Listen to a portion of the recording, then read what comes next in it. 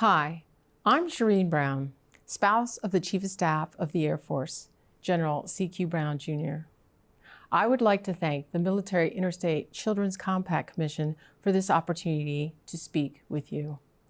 I am grateful for the vital work of the Commission, our state commissioners, DoD-appointed military representatives, the subject matter experts, also known as our DoD school liaisons, and other educational stakeholders for their commitment and tireless support of our military-connected students.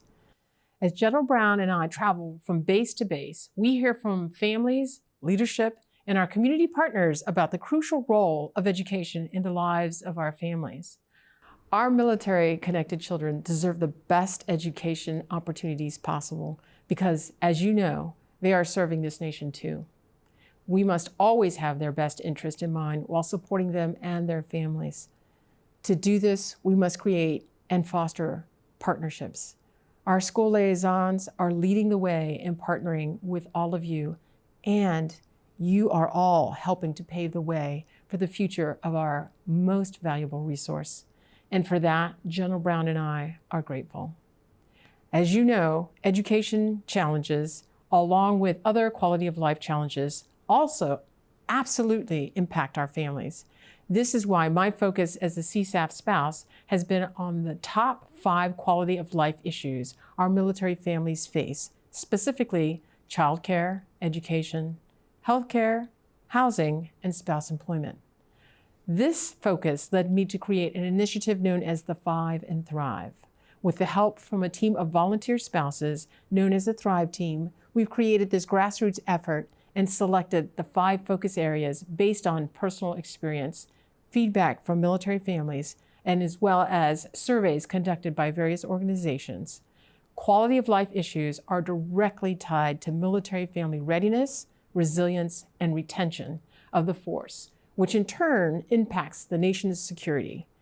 We need to do better for our families, and I believe we can, especially through efforts like the Education Compact.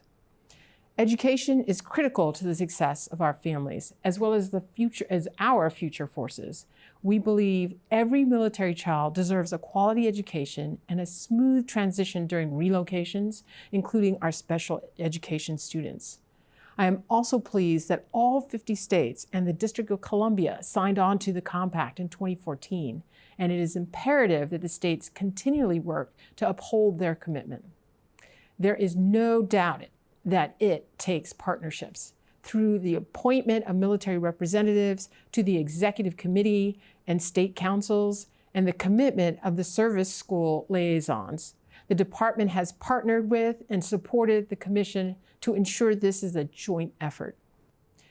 I applaud your efforts to make compact implementation a priority and to provide a consistent set of policies that make transitioning to a new school, joining extracurricular activities, and meeting graduation requirements as seamless as possible for our military children. I also applaud your efforts to have processes in place that hold states accountable when they are not in compliance with the compact. This is a critical step in ensuring our military-connected children receive the best possible education. It's my understanding that through the consistent implementation of the compact, most concerns or misunderstandings are resolved at the lowest level.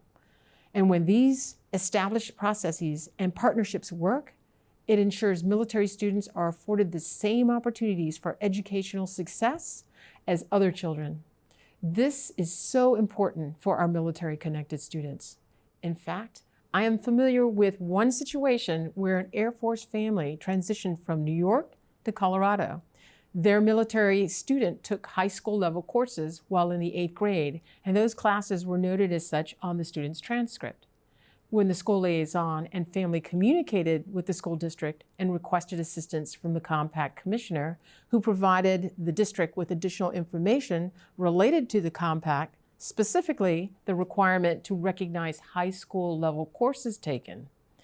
Thankfully, due to the compact, and engagement of our school liaison and other key players, the credits and grades earned for those classes were counted toward the school district graduation requirements, keeping the student on track to graduate on time.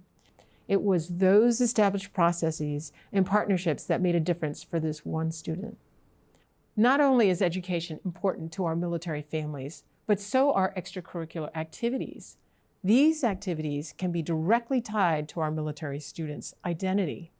It is often what allows them to transition well, knowing that they will still have access and the opportunity to participate in the things that they love.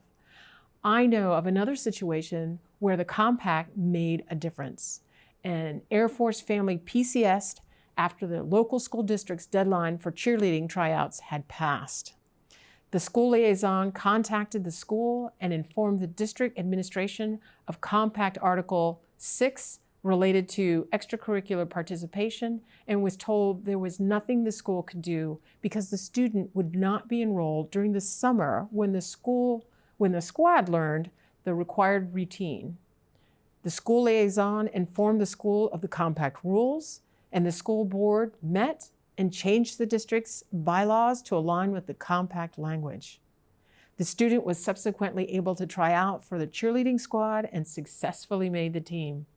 Imagine how much of a difference this made in the mental well-being of that teenager as she transitioned to yet another school. It is these types of success stories that need to be shared, along with the best practices. What is working well in one location can oftentimes work well in another.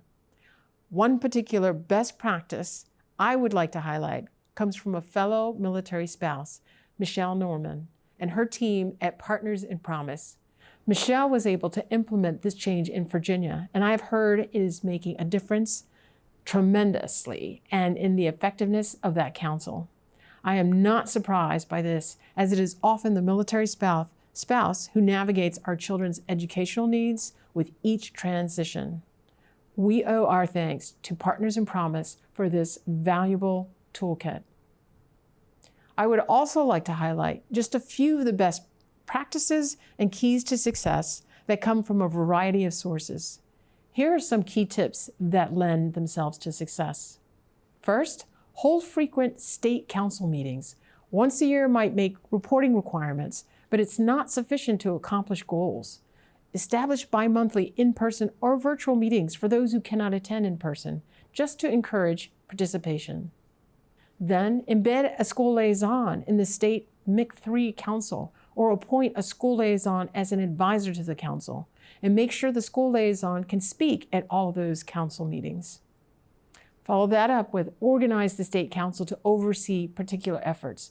Involve the school liaison in any of these that support the school liaison's mission or in which they can help.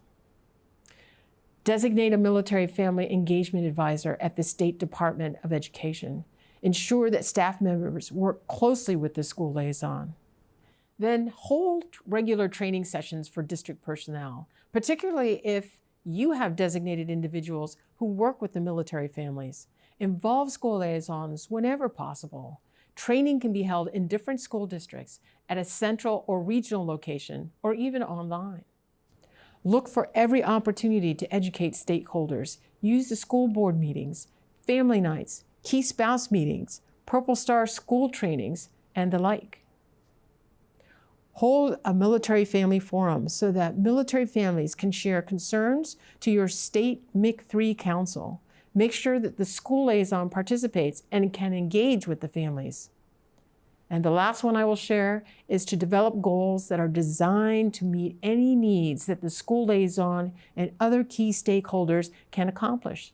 Set milestone dates and completion target dates. In doing so, you are defining what success looks like. I know there are many partnerships in place and best practices across the nation. Share with each other what's working and what's not. I would like to note the congressional interest by Representative Joe Wilson of South Carolina, who has introduced a report requirement titled Recommendations for the Improvement of the Military Interstate Children's Compact into the annual defense bill to evaluate how the Education Compact has been implemented and how it can be improved. I will be very interested to see the results of that report. We all want to know what can be done better on this critical issue to support our military families and find best practices for improvements. We see through your partnerships, and that you all care deeply about our military kids and families. This is also evident in your efforts to build awareness by holding your required state council meetings, educating all districts and schools through training, and promoting the compact through strong marketing. Your efforts are vital to the success of the compact, and we cannot thank you enough for all that you're doing. General Brown and my commitment to you and these partnerships is unwavering. Maintaining open lines of communication between you as state representatives and our installations is critical to the continued success of the compact and our families.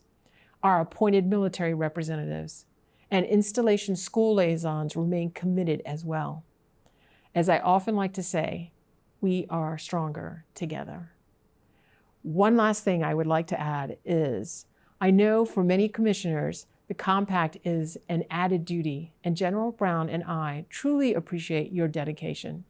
We are counting on you, and our kids are relying on you. So thank you for ensuring the compact continues and meets the needs of everyone of our amazing and deserving military-connected students.